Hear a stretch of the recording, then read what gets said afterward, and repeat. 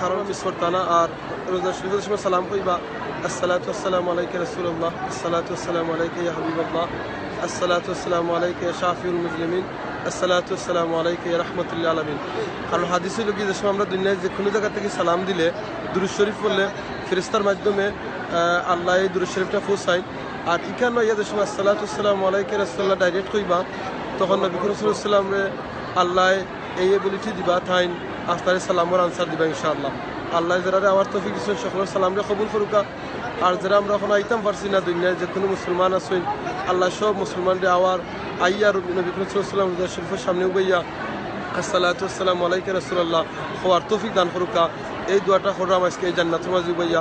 আর দোয়া করি যত মানুষ এই জান্নাত দুনিয়ার জান্নাত যে রিয়াদুল জান্নার মাঝে আইয়া ঢুকছইন কাল কিয়ামতে আল্লাহ সকলরে জান্নাতুল ফেরদৌস নসিব করতা। এই দোয়াটা করে সকলরে আল্লাহ জান্নাতুল ফেরদৌস নসিব করতা। দুনিয়ার যে জান্নাত আল্লাহ ইন্না ফুসাইছইন মরার বাদেও জান্নাত ইন্না ফুসাইতা এই মানুষে আল্লাহ জাহান্নামও দিতা না।